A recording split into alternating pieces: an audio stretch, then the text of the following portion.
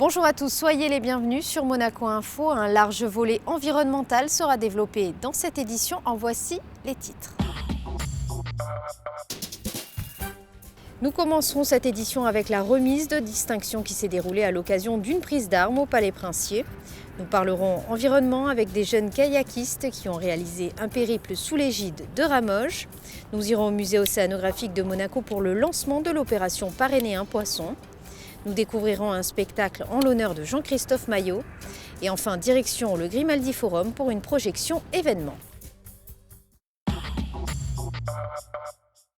Vous le savez, lors de la fête nationale, les conditions météo étaient très mauvaises. De ce fait, des remises de distinction ont dû être annulées, mais celles-ci ont été reportées à l'occasion d'une prise d'armes présidée par le souverain ce jeudi. Le récit de Fabien Bonilla.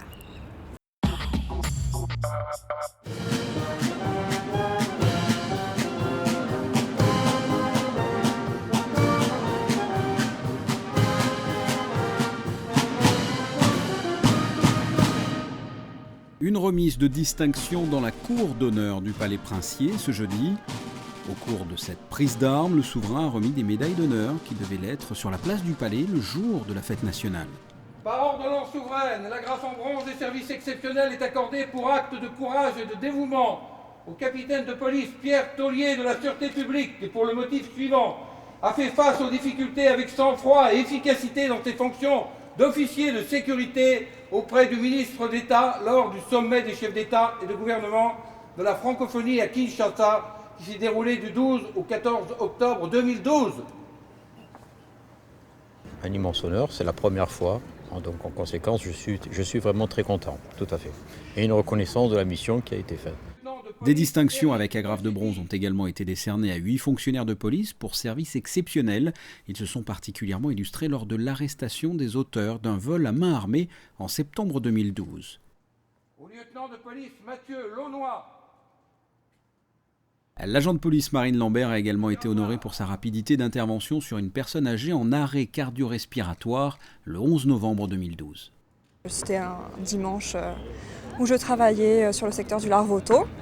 J'étais en ronde à pied et quand on m'a demandé par radio d'intervenir dans un restaurant.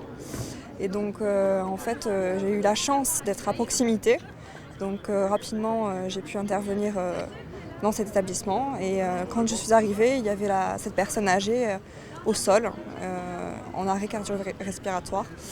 Et donc tout de suite, je me suis approchée d'elle afin de voir si elle respirait. Et là, il n'y avait rien du tout.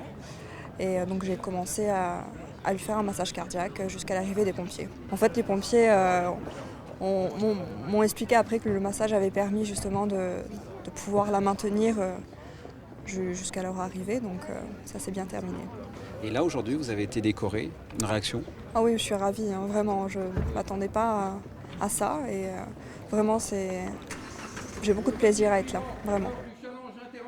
Qui a eu lieu le 21 novembre 2012. Autre acte de bravoure récompensé, 2 membres de la compagnie des Carabiniers du Prince, Denis Raymond et Guillaume Pellozzo, ont participé au sauvetage d'un homme victime d'un arrêt cardiaque au club bouliste du Rocher le 21 novembre 2012. Et enfin, des médailles d'honneur ont aussi été décernées à 3 membres de la Sûreté publique, 3 sapeurs-pompiers et 2 carabiniers, des distinctions récompensant 15, 20 et 25 ans de service.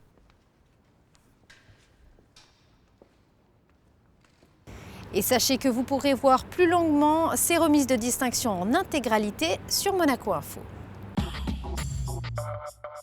Et dans le reste de l'actualité, vous le voyez sur ces images, le prince Albert II a été accueilli à la Roseraie, actuellement en cours de rénovation. Yves Piaget, le célèbre horloger, s'est particulièrement investi en devenant le mécène de l'opération. À cette occasion, le souverain a planté le premier rosier aux côtés de Marie-Pierre Gramaglia, conseiller de gouvernement pour l'équipement, l'environnement et l'urbanisme. Le nouveau visage de la Roseraie sera dévoilé à l'horizon de juin 2014. Un périple étonnant et pas des moindres, 2 jeunes Français étudiants ont décidé de parcourir les mers pour aider la science. Un défi écologique sous l'égide de Ramoge que nous présente Christine Datomel. Partis de Gibraltar il y a 4 mois avec comme objectif de rallier Istanbul, 2 jeunes étudiants relèvent le défi de parcourir plus de 10 000 km à bord d'un kayak. Plus qu'un défi sportif, cette aventure sous l'égide de Ramoge est aussi un projet scientifique dans le but d'aider les chercheurs à étudier et mieux comprendre la Méditerranée. On est un peu de cette génération verte, sensibilisée aux problèmes environnementaux. On est passionné de sport et on voulait partir à l'aventure, monter un projet un peu différent, utile. Que ce soit utile pour la mer, mais aussi utile aux autres. Le fait de parler un peu à tout le monde d'aventure, ça fait rêver les gens, je pense aussi. Qu'est-ce que c'est qui est le plus compliqué à gérer ? C'est faire du sport, faire une activité physique qui est quand même importante, tout en vivant dehors. On n'a pas d'équipe qui nous suit, donc on gère tout nous-mêmes, que ce soit pour dormir, pour manger. Donc ça fait beaucoup de fatigue la journée, pour encore beaucoup de boulot quand on a fini nos kilomètres en kayak. Tous les soirs, les deux jeunes retrouvent la terre ferme pour dormir et trouvent souvent refuge sur les plages ou dans les ports. Leurs journées sont rythmées par le soleil. En hiver, on a des plus petites journées, on fait moins de kayak. On peut plus se reposer du coup, mais les conditions sont plus dures, il fait froid, plus humide. Donc c'est un peu plus dur pour nous aussi. Ce qu'on a fait cet été, c'était des prélèvements d'algues toxiques, des prélèvements d'eau pour étudier une algue toxique invasive. Ça, c'était sur la côte espagnole. Et du coup, les échantillons ils sont en cours d'étude à l'Observatoire océanologique de Villefranche-sur-Mer. Et on attend de voir si dans nos échantillons, il y a cette algue qui se développe. Ce serait une information extrêmement intéressante si elle s'y développait là-bas. Et parce qu'il y a une sorte d'invasion en Méditerranée. Et Méditerranée, c'est un hotspot de biodiversité à protéger, extrêmement important. Et donc c'est pour ça qu'on a mis ces projets avec nous, quoi.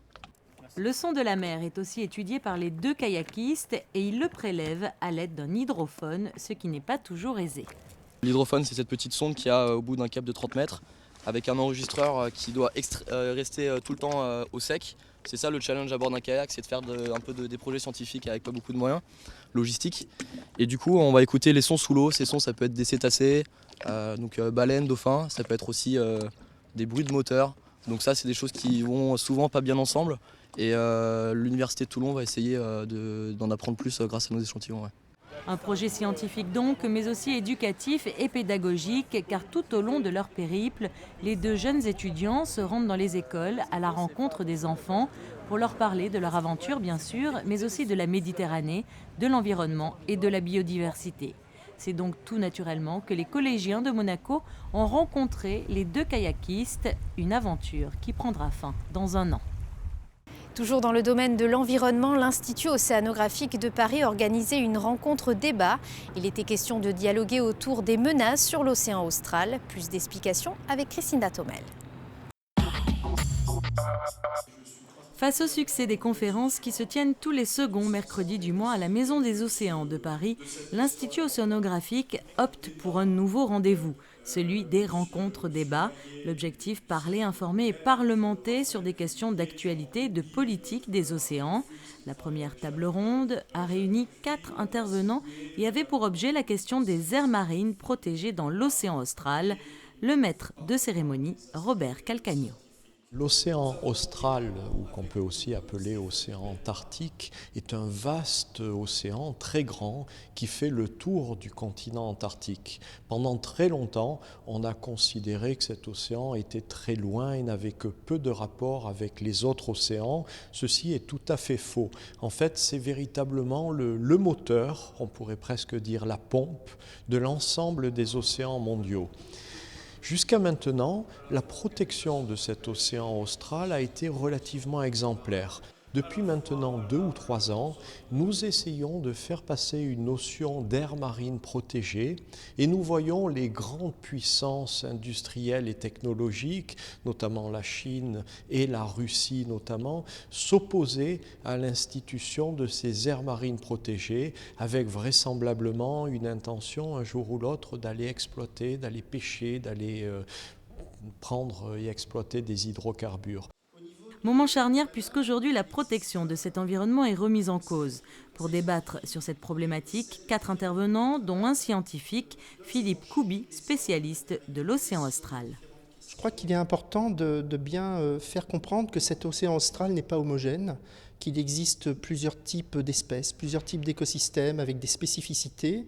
Et comme il n'est pas homogène, comme il est unique de par son histoire évolutive, eh bien, il faut s'intéresser à protéger certaines zones qui risquent d'être modifiées en raison des changements climatiques et dont il faut un petit peu préciser les caractéristiques biologiques, écologiques et les protéger aussi de l'impact des activités humaines pour pouvoir mieux comprendre ce qui va se passer dans le futur.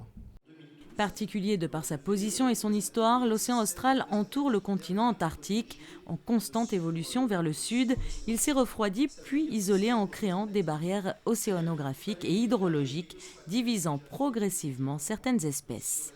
On a tout un groupe de poissons qui vivent sur le fond des océans, entre 0 et par exemple 500 ou 1000 mètres de profondeur, et qui ont une histoire évolutive extrêmement intéressante, qui sont issus de poissons tempérés à l'origine, qui se sont progressivement adaptés à cet environnement extrême. Et donc ils ont colonisé tout un tas de milieux, se sont adaptés, se sont spécialisés, ont des habitats très particuliers, et ce sont eux que nous étudions plus spécialement. Lors de cette rencontre débat, le troisième intervenant était Olivier Guyenvark, un diplomate du Quai d'Orsay, car convaincre les autres pays est aussi indispensable.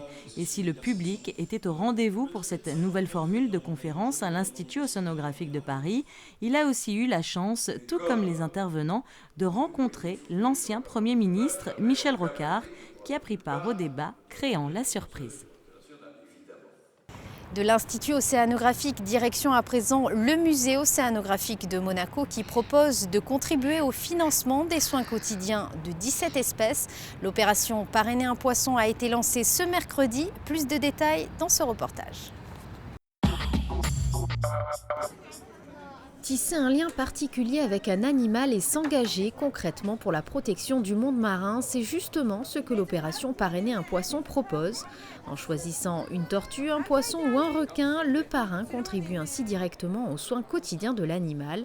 C'est sur une initiative de l'association des Amis du Musée que le concept a vu le jour. Le concept, c'est qu'on peut parrainer de différents, parce qu'on a 17 différents poissons qu'on peut parrainer. On peut parrainer pour de différents prix. On a le moins cher, c'est 100 € et ça continue jusqu'à 1000 €, même jusqu'à 2000, 3000 €. Les tortues, par exemple, et les requins sont 3000 €. Et avec cet argent qu'on va récolter, on aide le musée de la nourriture, etc., pour les poissons dans les aquariums. Afin de lancer officiellement l'opération, de nombreux enfants étaient conviés à une animation ludique. Un jeu de piste était organisé dans les aquariums. Je pense que cette activité elle est très pédagogique, ça veut dire qu'elle va pouvoir en fait donner un challenge aux enfants du fait de découvrir un animal. Et du coup on va pouvoir en parler, on va pouvoir les introduire à cet animal d'une autre manière. Ça va pouvoir leur donner une nouvelle image par exemple des requins. Une opération très conviviale que les enfants ont particulièrement appréciée. Mais au-delà de l'amusement, l'Institut océanographique souhaite faire passer un message fort. Ce qui est formidable avec le parrainage, c'est que les enfants, vous pouvez devenir mon parrain ou ma marraine. Moi, je suis votre filleul. Ce qui est important, c'est qu'il y a un lien très très fort qui va s'établir entre nous, où vous allez pouvoir me voir grandir et moi, je vais pouvoir vous voir grandir. Mais vraiment, le grand message, les enfants, vous êtes les ambassadeurs des océans. Nous, on va essayer de vous donner l'avenir le meilleur possible, mais c'est vous aussi, en protégeant la nature, qui allez protéger votre univers. 17 espèces présentes dans les aquariums peuvent être désormais parrainées. Pour rejoindre les amoureux de la mer, il vous suffit de consulter le site internet du musée océanographique de Monaco.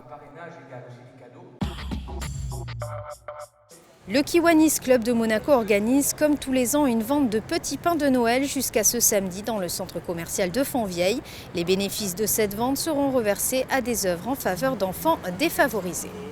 Bonne fête. Au chapitre culture, les élèves de l'Académie Princesse Grace organisaient un spectacle en l'honneur de Jean-Christophe Maillot. Les jeunes danseurs ont préparé une surprise au célèbre chorégraphe à l'occasion de ses 20 ans à la tête des ballets de Monte-Carlo. José Sacré vous en dit plus. Une soirée surprise pour Jean-Christophe Maillot. C'était mercredi 11 décembre à l'Opéra de Monte-Carlo. En présence de Son Altesse Royale, la Princesse de Hanovre, les élèves de l'Académie de danse Princesse Grace ont présenté un spectacle cadeau, mis en scène par Lucas Massala, à l'occasion des 20 ans de carrière du chorégraphe à Monaco.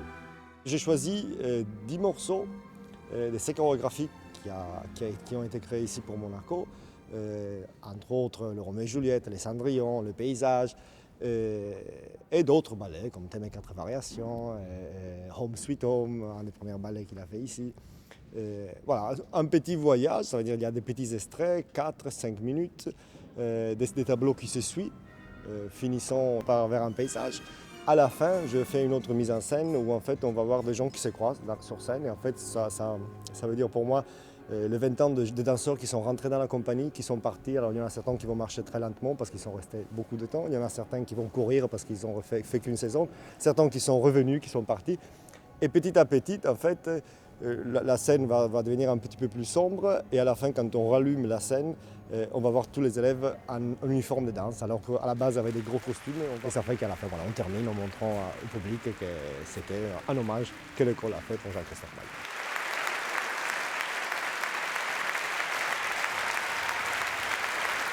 La danse c'est un métier de jeune, on en a la preuve. Il y a une énergie extraordinaire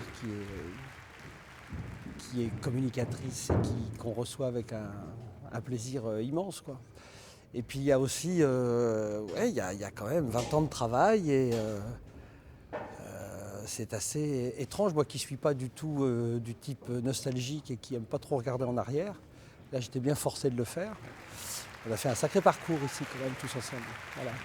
Quelle belle histoire, et avec la princesse qui était à vos côtés pour vivre ce moment. Oui, c'était assez extraordinaire. Et là, on prend conscience qu'effectivement, on est côte à côte dans cette aventure depuis 20 ans et que c'est quelque chose qui nous tient à cœur et qu'on a vécu, je crois qu'avec le même bonheur, avec le même enthousiasme et tous les souvenirs sont communs. C'est-à-dire que les bonnes choses, les mauvaises choses, les difficultés, les grands moments de plaisir, les grandes surprises, tout ce qu'on a vécu au bout de 20 ans ensemble, c'était vraiment une aventure formidable. Et de pouvoir là se retrouver sur cette scène Garnier, en plus, qui est vraiment, quand j'y repense aujourd'hui, je me dis qu'on a créé Roméo ici, Cendrillon, ça paraîtrait presque impossible de le refaire. On se dirait, non, c'est trop petit, on ne va pas y arriver, et pourtant tout s'est fait là aussi.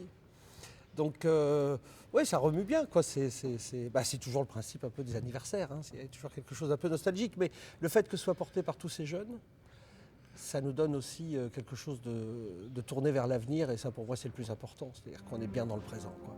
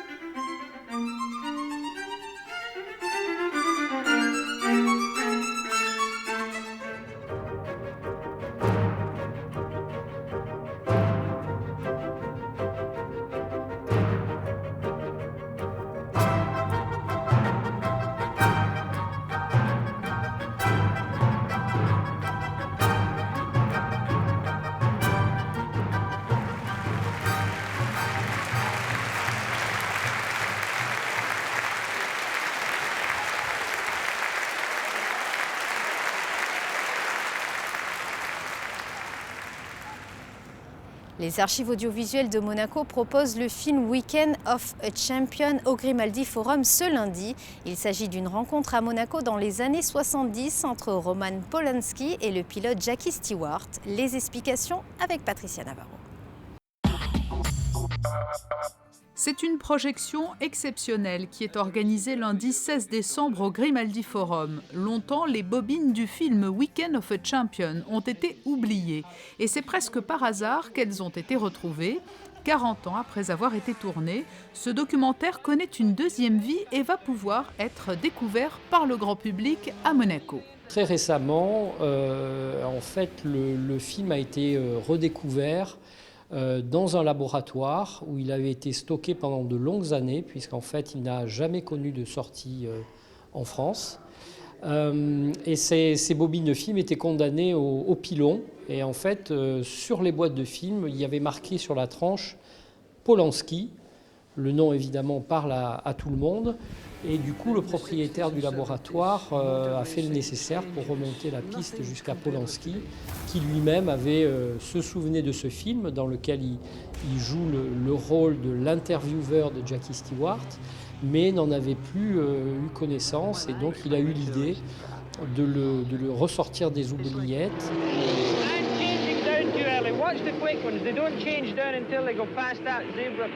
En 1972, le film se voit décerner le prix du meilleur documentaire au Festival de Berlin, mais il ne sortira pourtant jamais sur les écrans. Roman Polanski, qui y était attaché, l'a fait remonter et 40 ans après a retrouvé Jackie Stewart pour évoquer ensemble l'évolution de la Formule 1. L'idée, c'est que Polanski, en 71, est déjà très friand de sport mécanique et il rentre en contact avec Jackie Stewart pour le suivre durant les essais et la course du Grand Prix de Monaco 71. Donc dans le film, on voit les deux hommes en marge du circuit, positionnés à différents endroits, l'un expliquant à l'autre les techniques de freinage, les techniques d'accélération, tout ce qui a trait à la sécurité des véhicules. Sécurité pour l'époque, puisqu'on verra bien avec le saut dans le temps en 2011, l'espèce de fossé qui existe entre ce qu'étaient les conditions de sécurité en 71 et en 2011. Donc ce sont des entretiens très, très techniques et en même temps on a la ferveur, l'ambiance du circuit et des coulisses et des stands qui étaient déjà à l'époque sur le quai. Lundi 16 décembre, les deux héros principaux du documentaire Weekend of a Champion seront présents au Grimaldi Forum pour assister à la projection. Ils devraient avoir à leur côté des pilotes de renom tels que Jackie Ickx, Thierry Boutsen ou Mika Häkkinen et le producteur du film qui n'est autre que Mark Stewart, le fils de Jackie Stewart.